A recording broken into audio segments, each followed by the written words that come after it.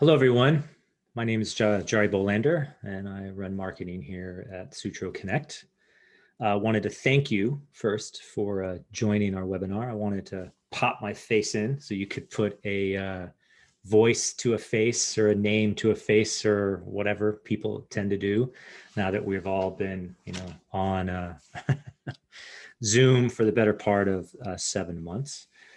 So we've got some slides we're going to go through, talk about this ecosystem play and what we feel at Sutro is a big important step for the pool and spa industry. As I mentioned before, we will be recording this. Towards the end, we'll have some time for questions. I did open up the chat, so you should be able to ask questions in the chat. I'd appreciate just pop a question in there, and at the end, we'll get through as many as we can. So what I'm going to do now, I'll go off video and then you'll just hear me talk, and I'll pop back in more so that you don't get distracted. And more importantly, I don't get distracted. So here we go. So how ecosystems will transform the pool and spa industry is a pretty important topic. We've been looking at a lot of things in the pool and spa industry. Of course, Sutro, we're a technology company. We test water, as you guys all know. We'll talk a little bit more about that in a second.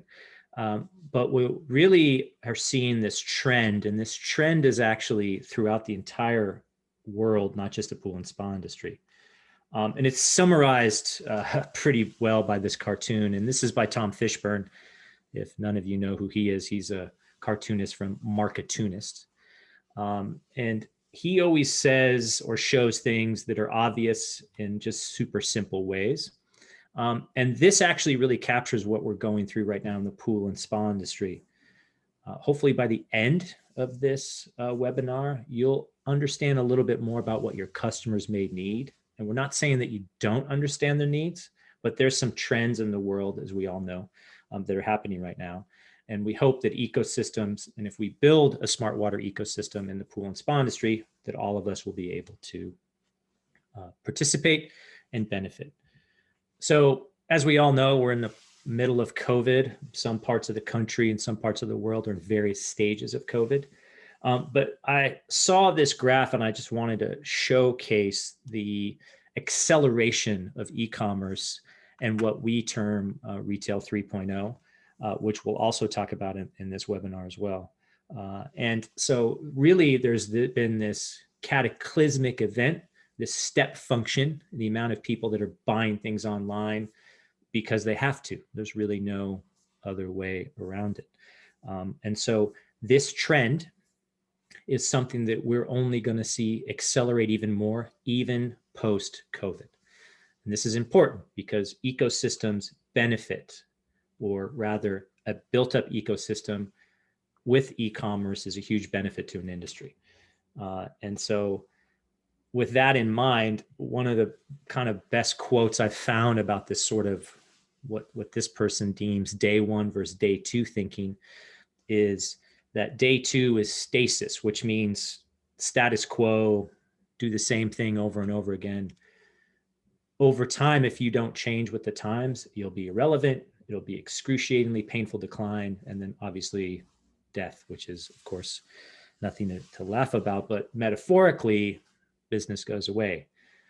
And that's why this person thinks day one thinking is the most important thing. And the person who said that was Jeff Bezos, our friend at Amazon, right? Who probably most people on this line or on this web conference, probably a little worried about Amazon and some of the other retailers that are sort of jockeying for dominance in this new retail e-commerce world. In fact, some of them are already doing that. Well, it's not just Amazon. There's a lot of e-commerce, commerce, brick and mortar combination companies that are really growing very rapidly because they've looked at and embraced this whole notion of ecosystems. It's important to realize that the world has changed in a way that we all kind of knew was coming. We've all seen it in other industries, as an example. and really is going to start impacting the pool and spa industry as time moves on.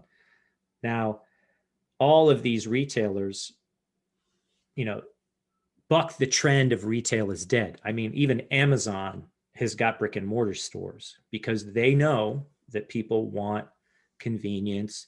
They want to be able to get what they need to get when they want to get it. And they offer that convenience as an ecosystem. Now, when we first originally started talking about this stuff and thinking about it here at Sutro, one of the things that people always kept coming to us about is this idea of systems versus gadgets. And we all know what gadgets are. We all love gadgets.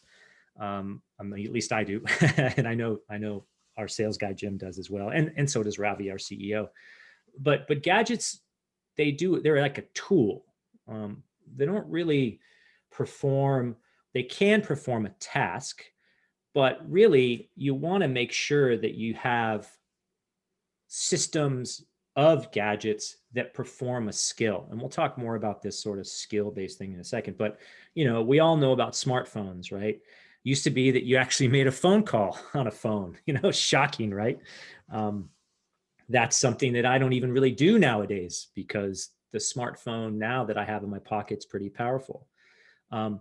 But someone like Nokia, who was a huge pioneer in smartphones, I mean, we all remember some of the Nokia phones, like in the upper left-hand corner, are now completely gone almost because they didn't see the trend to touch screens and smartphones, right? More of a systems approach.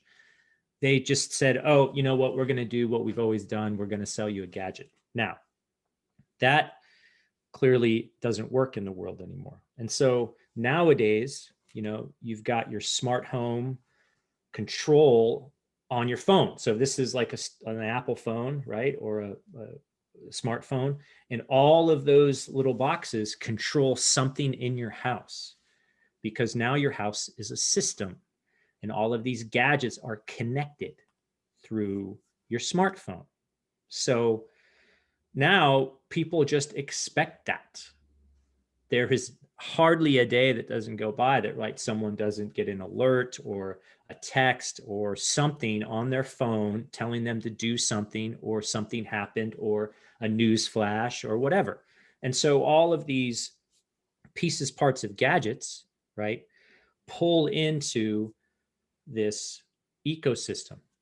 This one is in particular for your home, but you can see and you can imagine how an ecosystem for the pool and spa industry may work. Now, one of the ones that I like kind of the most, which I think is the one that's starting to get a lot more traction, is this whole Alexa ecosystem, which they happen to use the term called skills, right? Which, of course, skill, something that you can do, that you use multiple tools to do a skill. Now, this is a trend that we don't see going away. We actually been thinking a lot about smart home, and we'll actually be doing another webinar soon about that.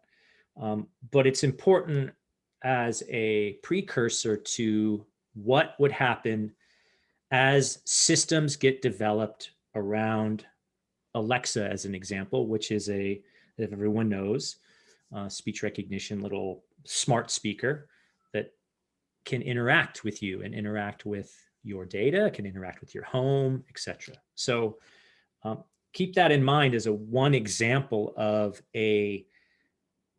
almost like a hub of activity that's slowly but surely building an ecosystem around it.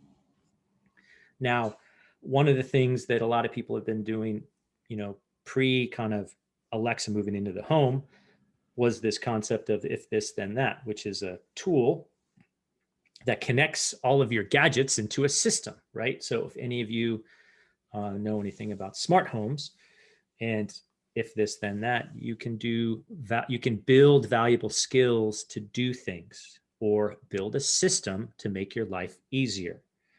You'll hear this kind of back and forth, right? Like this whole thing about a system versus a gadget, a system, an ecosystem, all is for the good of the participants. One, for the participants, and two, for the kind of the end customer. right? And you'll again, we'll talk a little bit more about this, but the thing to really like realize about like an if this then that framework is that a gadget can only do a certain task, but when you hook gadgets together with an ecosystem, they can perform more complex skills.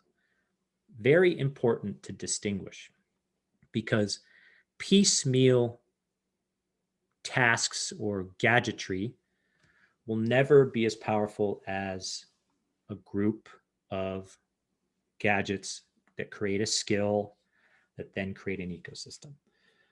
And we see this in the home, and this is a company called Be Home 24/7. It's an ecosystem to manage rentals and vacation properties.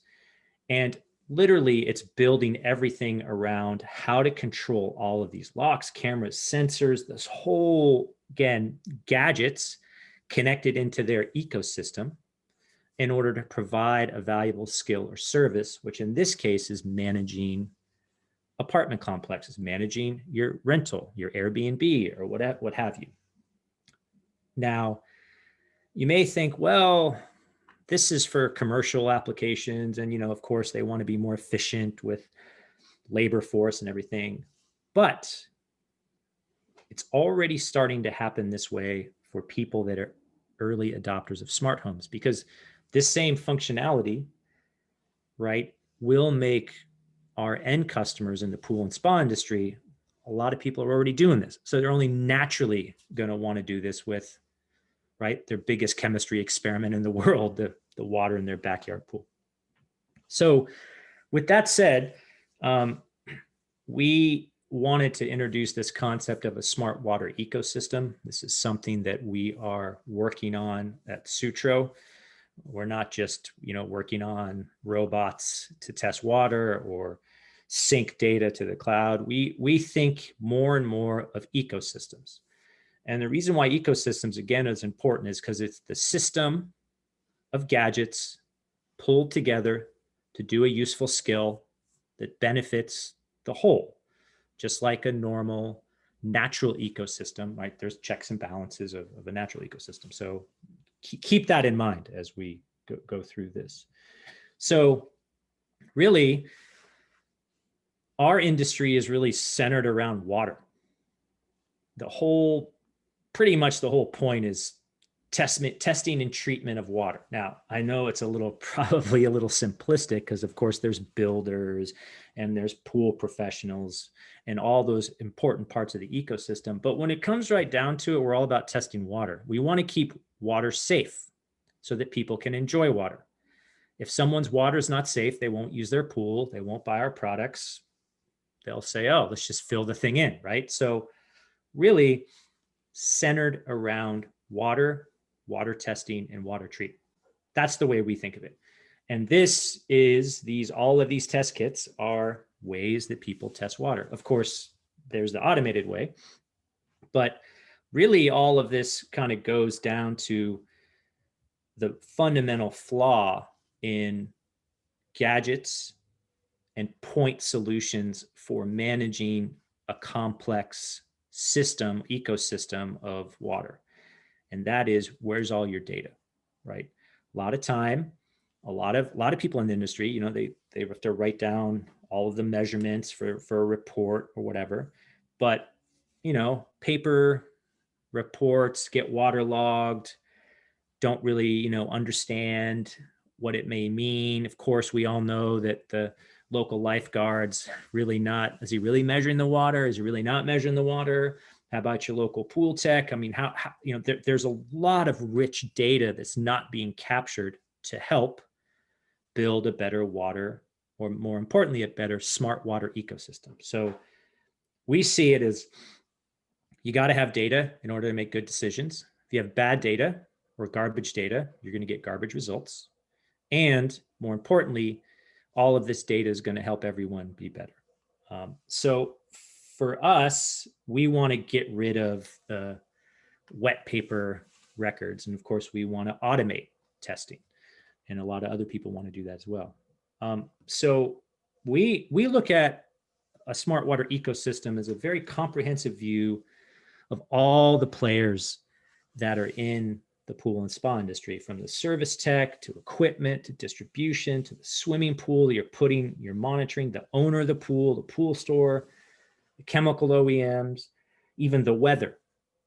All of these things, as part of a smart water ecosystem, impact the thing that we care about the most, which is safe water.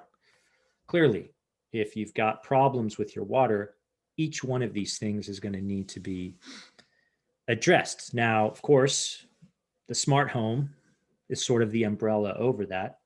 We feel that a smart water ecosystem is one part of a smart home kind of overall ecosystem, which again we'll talk about a little bit later in another webinar, because we feel that we should also be very sensitive and make sure that we also play nice with other ecosystems.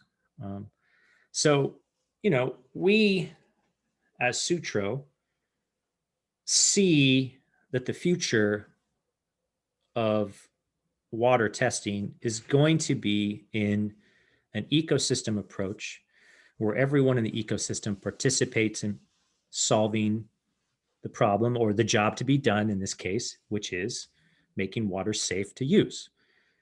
It seems pretty obvious and pretty straightforward, but there's a lot of moving parts.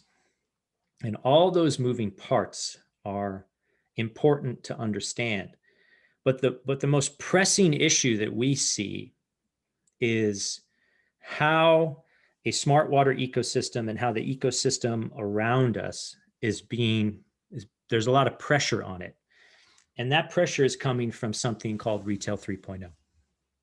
Now, Retail 3.0, we've actually written a kind of a white paper on this and a blueprint for how this is going to work. But generally, you see this in a lot of other industries, specifically in retail, obviously why it's called Retail 3.0, but it's more important than that. Retail 3.0 consists of your on-demand, on-premise, and online ability to do business with a customer. And of course, the customer being the center of this ecosystem, it's all about what's convenient for the customer. That's the reason why customers shop on Amazon, or they go to Target to pull, to do a, pickup or delivery or what have you. So it's important that even though some may not be online or may not want to be online, chances are you're going to have to be online, because that's where people find you. That's where people do their shopping. And in the world that we're living in today, it's the safer alternative. So this is from CB Insights, and they're a high-tech information service. And they actually saw 4 trends in the Retail 3.0 strategy that people are starting to do. And this really is going to impact brick and mortar as we know it today.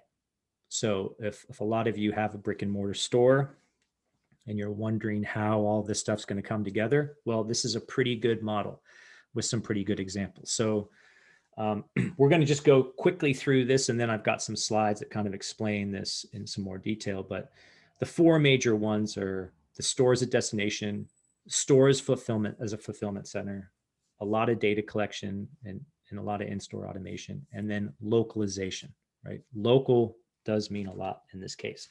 And actually for the pool and spa industry, we have a huge advantage, because the majority of how people find a service or find how to deal with their pool or spa is through local interaction, because there's probably never going to be a time where someone over the internet is going to help someone fix their green pool. Maybe, I doubt it, because pool professionals are professionals for a reason. They form a valuable service. The local pool store that knows the local environment, the builders, all of these people are an essential part of making sure that customers are satisfied with their pool, as well as that's the first place they look. So we need to strengthen all of those ties, right?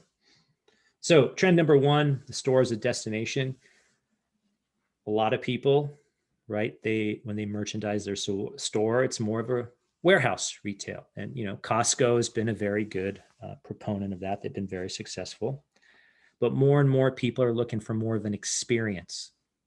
And what do I mean by experience? Well, sometimes they go to a store to browse so that they can go buy online, or they want to feel that they're getting more educated. They feel better about interacting with the brand, instead of just going someplace to get something, right? Like that's not really what a lot of retail has seen as being very successful. And you see that in the demise of all sorts of brands that used to be huge. Like my favorite as a kid, Sears and Roebuck, no longer. JCPenney, Macy's, Kmart, all those that are kind of gone the wayside because they didn't understand that either they didn't evolve in one way or the other, or people are like, well, I can get the experience better on Amazon, just as an example, right? Trend number 2, stores of fulfillment center. And I think Target's probably been the best use case of this. Go online, you can buy it, they'll deliver it, or you can pick it up, or they'll ship it to you.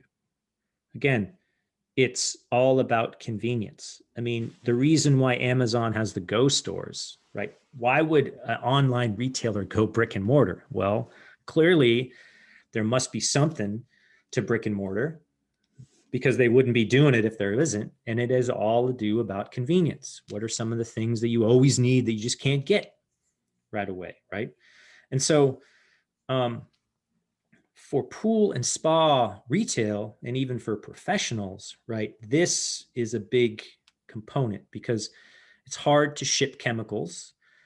It's caustic. There's all sorts of rules and regulations. And right, it's better to have them fresh, or have them, you don't want lots and lots of customers storing lots and lots of, chemicals in an unsafe way. So having your store, your local pool retailer as a source of the ability to pick up and, get dropped off is important, because that's again, super serving the customer and allowing them to have a better experience. Trend number 3, which is what we are big into, which is data collection. More and more, as we all know, there's lots and lots of data being collected on all of us, and some with our permission, some without.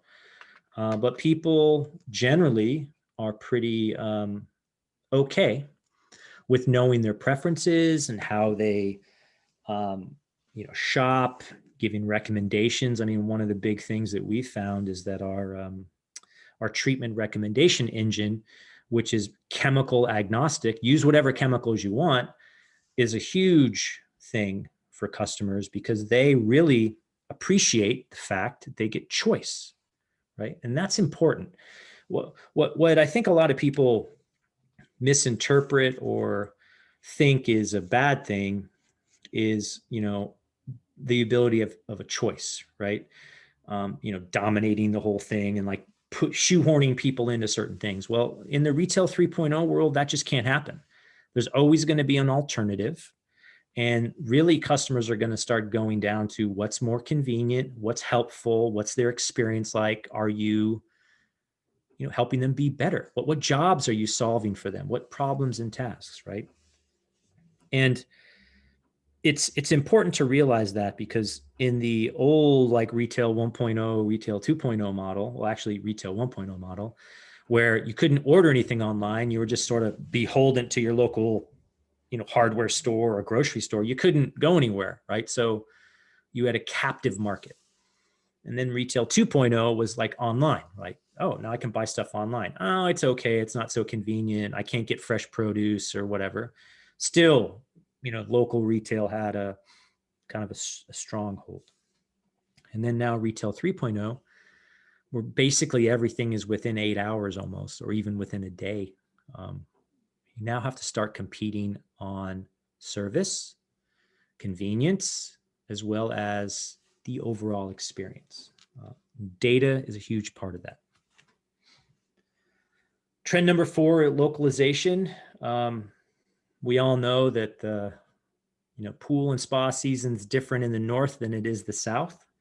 We know that the different water concentrations, the different ways builders do certain things, how a pool professional in one part of the area, one part of the world may do something a little bit different. So this localization matters.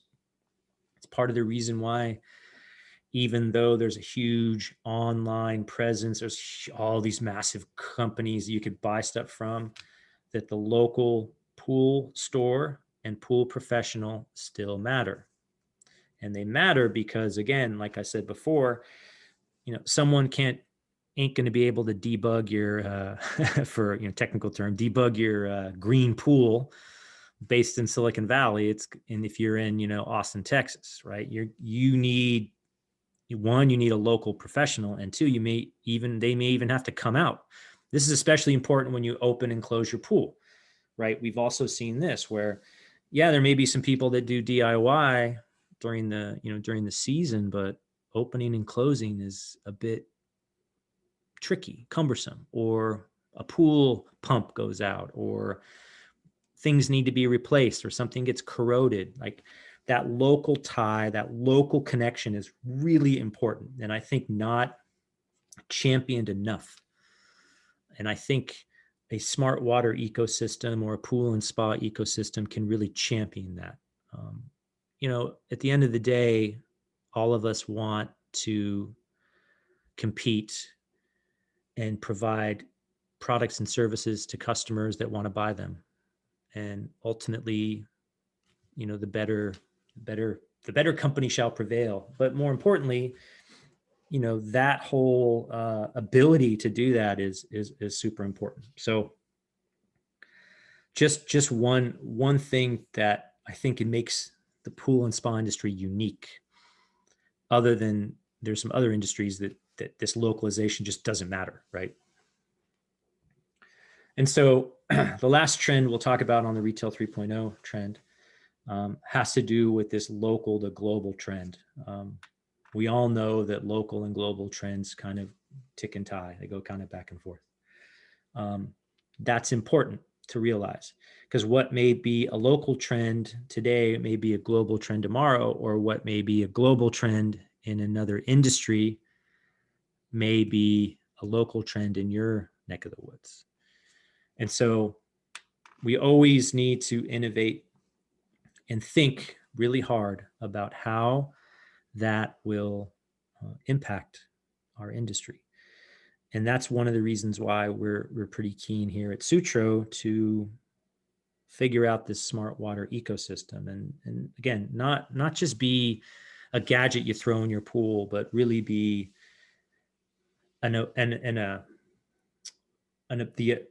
given the ability to do all of these wonderful things that we know customers want. We know customers want recommendations based on their local environment. We know that a lot of people really struggle with maintaining their pool. They either do it themselves or they hire a professional. We know professionals that want to be more efficient. We know pool and spa retailers that want a deeper connection to the customer, because the customer may come in, get their water tested, then go away. Like, oh, where'd you go, right? That happens all the time, right? We know this. And we know from builders that one of their biggest challenges is warranty work.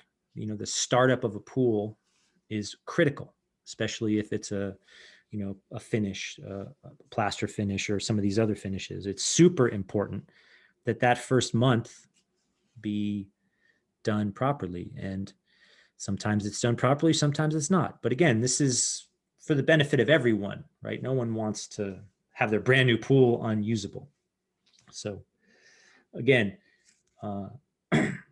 we see all of these trends in other industries, online services, for example, finance. You're starting to see it some in healthcare. You're seeing it in all other parts of retail, including big ticket items like cars, grocery stores, home improvement stores, all this retail, clothing, eyeglasses. So it's all kind of coming together, and we see right now that the pool and spa industry needs to embrace this idea of ecosystems. If you don't, I think, and we think, we'll be left behind. So with that, we're happy to take any questions real quick. Just, you can type them in the chat. Once we've taken a bunch of questions, then we've got a couple of slides on what we think each, kind of vertical, the ones we've identified, the retail, service, and builder finisher vertical, some calls to actions that you guys that are on the call can really, take to heart and kind of figure out if you want to participate in this new type of ecosystem. And we're at Sutro, or we really want to, be partners with this because we think it's an important piece of moving forward. So if anyone has any questions, can open it up to some questions in the chat, and we'll go from there.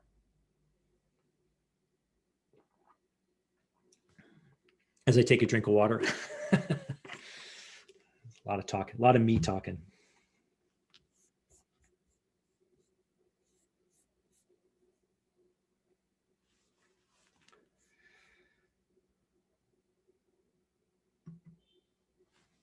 Okay, so here's a question.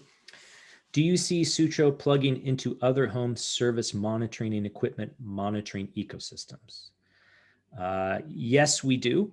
We're not exactly sure which ones those are, but we have had some inquiry into being able to control like pumps and chlorinators and salt generators as sort of a closed system.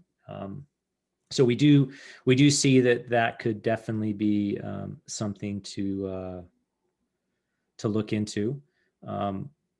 We do know that there's some other things going on in that space, and yeah, we're definitely looking into that.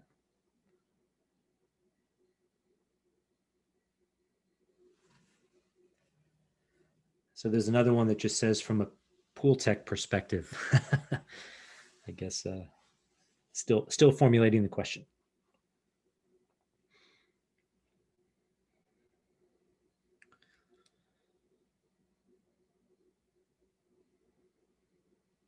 One of the things that we have been seeing, getting back to other ecosystems, is the smart home ecosystem. We're going to do some more work on that, and we'll present another, most likely sometime in the next month or so, present another webinar on talking about how we see smart home,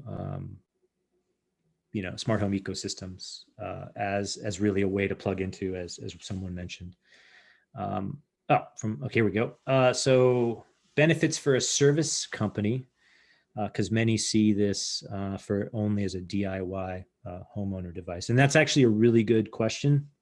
And we actually have been talking to a lot of pool professionals about how monitoring can help them do better and improve their margins and to improve their service. So one of the things that's really important is that as a pool professional, one of the things that is something that you would most likely want to see, and which actually people have told us about, is a kind of bird's eye view of all the pools that you take care of. And so we've got some specific professional tools that allow you to monitor all the pools that of course have a Sutro in them, so that you can better manage your routes, you can better manage your staff, and you can also prove, to lack of a better word, that treatments have been done. And also, if something kind of did happen, that there was maybe someone had a party and didn't tell you, you could show, hey, look, the data says that something's going on, something's a little bit out of whack.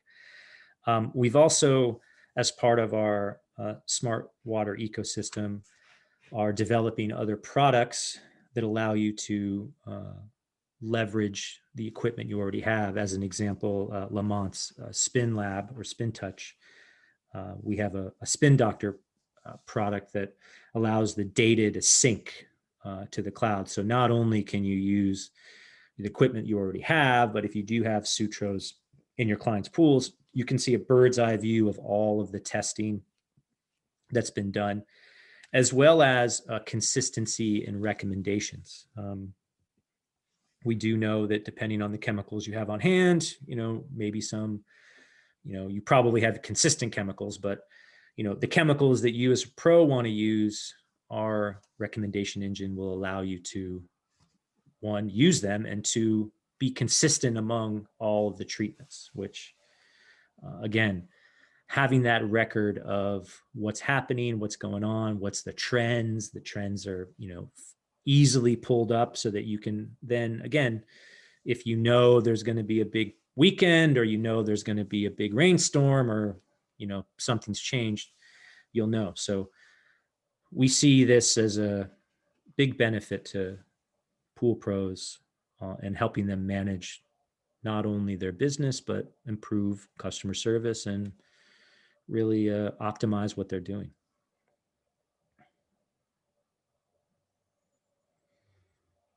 Another question: do you see people servicing their pools more or less with continuous monitoring through Sutro?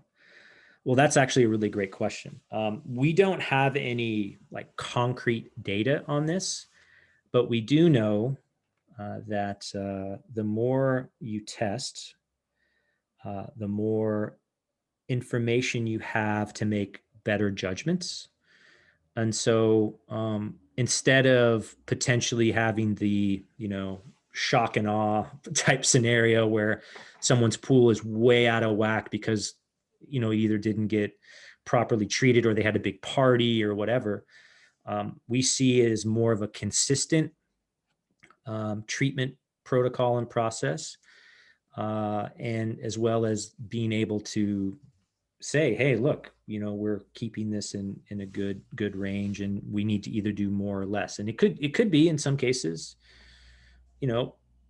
the customer may say, okay, I want you to do more, or you may see trends depending on the time of year where you actually had to go more often, or in some cases you may not have to go as often. I think what's really going to happen is, with the data, we'll start to see what really matters at the kind of the local level on interactions between things. Like, if it's really hot out, we all know that the chlorine is just gonna really, be volatile and escape quickly. So then, yeah, you're gonna have to go again during hot days, or more activity, or a rainstorm. So I don't know. I mean, we hope that, we'll see that in the data. And I think that's a really good question that I think the data will show us. But my guess is that there'll be more opportunities to serve the customer.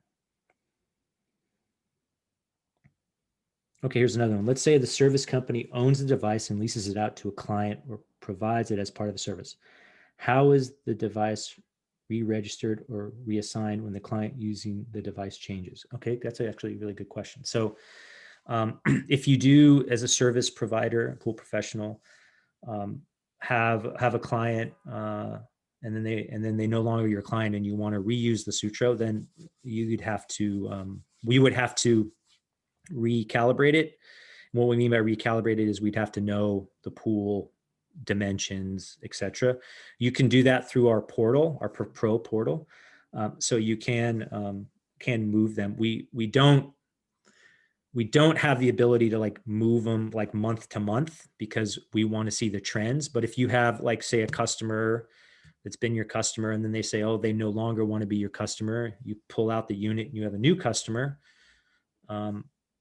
yeah, we can definitely do that. And that's, again, part of the portal construct, the professional portal, that allows you to see the bird's eye view of what you're doing. So I hope that answers your question. These are actually really good questions. I appreciate all your inputs. We're really excited to again continue this conversation on, and make sure that we are doing what we can to provide, of course, the technology backbone for what we feel is the next step in the pool and spa industry. Okay, we'll wait maybe a couple more one or two more questions, and we'll kind of get on to our conclusions as I take a drink of water.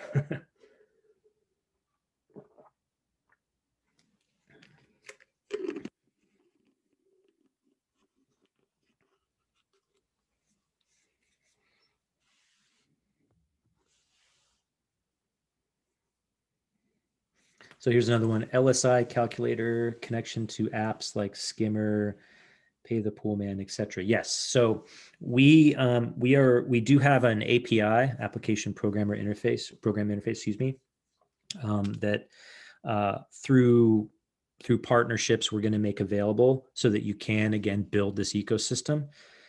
We do feel that that's an important piece of it, that the exchange of data and is an important part of that. So yeah, we will be having the ability through our API to connect to these various apps. Of course, partners can build their own, little connections, or if it makes sense, we'll do it for them. But we are actually thinking of some smart home type connections.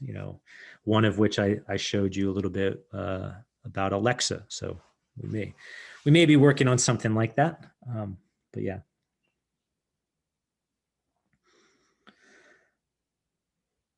So yeah, the like as an example for the LSI, we'll be able to back calculate with our Lamont integration as well. So if you have a Lamont spin disk or spin touch, we'll be able to correlate all that data.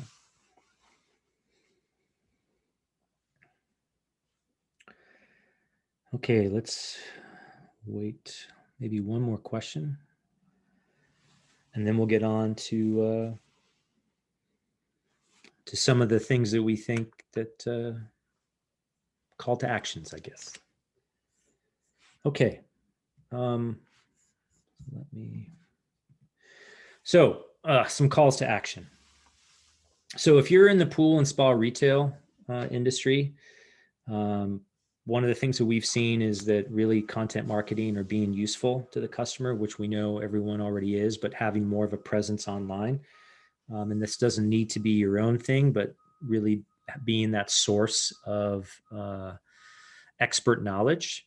The in-store experience is important. We're seeing this trend more and more where it's not just packed full of products, but it's a place where people can go to, I wouldn't say enjoy themselves, although maybe, be able to make it as a destination for a center of excellence, I guess would be the term I would use. And then convenience as a service, being that Pool Genius, that online and on-demand delivery type of resource for customers. They definitely are starting to demand that more and more, and you're seeing that in the trends. If you're a service professional, the more data you have, the better. I think you really do need to be a little more data driven and collect as much data as you can. It's going to probably in the long run be more to your advantage to have systematic reports to, wouldn't say prove that you're doing what you say you're going to do, but as a backup. And service as a service, right? Super serving the customer is going to be the new norm. They're going to be looking for that. In fact, they may even want to pay a little extra for that. That's some of the trends that we've seen as well. I know there's a lot of kind of drive down the price strategy, but more and more people are paying for experiences and convenience. And then convenience as a service, right? Same thing as the pool and spa retail. You have to be the source of truth, so to speak, both online and also being able to do delivery as a potential. Again, these are just things that we are seeing and really would be, I think, something just to really think about. And then if you're a builder or a finisher, right, those people that make the pools, I think it really is important that you have a data-driven approach to your startup. We've seen that that's one of the biggest issues with what's called warranty work.